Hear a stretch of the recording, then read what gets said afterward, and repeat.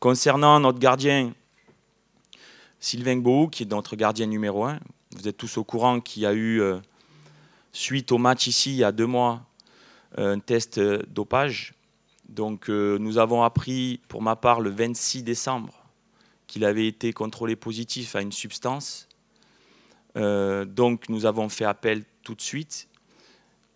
Là, je tiens à dire déjà l'historique de cette histoire. Lorsque je suis arrivé, forcément, je fais un état des lieux de mes joueurs.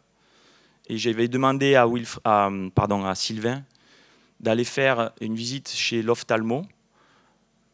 En tant que technicien, j'avais une impression que parfois sur des ballons longs, il y avait un petit souci. Donc en tant que technicien, je demande tout simplement qu'il aille faire une batterie de tests chez l'ophtalmo. Chose qu'il a faite après la qualification contre l'Éthiopie en mars dernier. Donc il est allé à Abidjan sous ma demande pour faire une visite chez l'ophtalmo. L'ophtalmo lui a prescrit un traitement qu'il a pris au mois de mars. Ça s'est arrêté là. Nous avons continué. Il a signé en Éthiopie.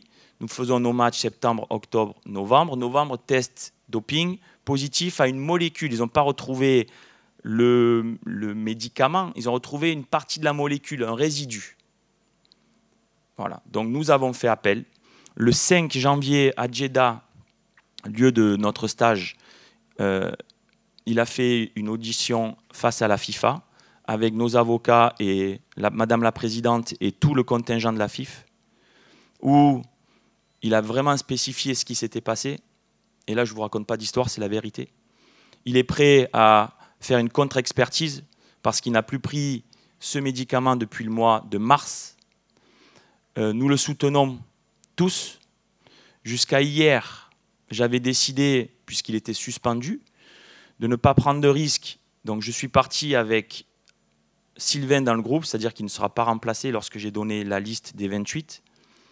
Jusqu'à hier, même ce matin même, il était dans un hôtel à part, il s'entraînait à part, parce que vous savez tous que lorsqu'il y a une suspension pour dopage, s'il est dans le groupe, on peut avoir des sanctions, toute l'équipe. Donc il s'entraînait après le groupe. On avait bon espoir d'avoir une réponse favorable de la FIFA. Hier soir, j'ai appris que la FIFA maintenait la décision et qu'il nous donne 20 jours pour faire appel. Nous avons fait appel dès aujourd'hui avec Madame la Présidente et tout le comité de normalisation.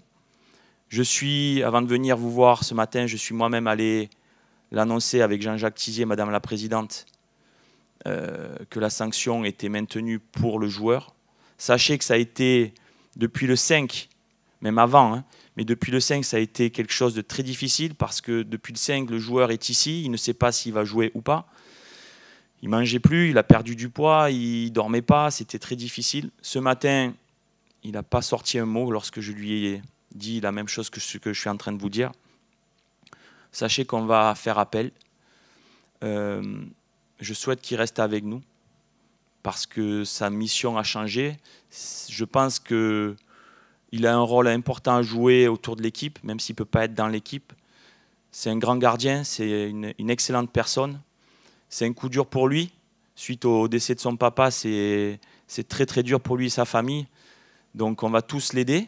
Je sais qu'il va nous apporter sa part de soutien aussi. On va l'aider, le soutenir parce que sa carrière n'est pas finie là. Je suis sûr qu'il va avoir gain de cause.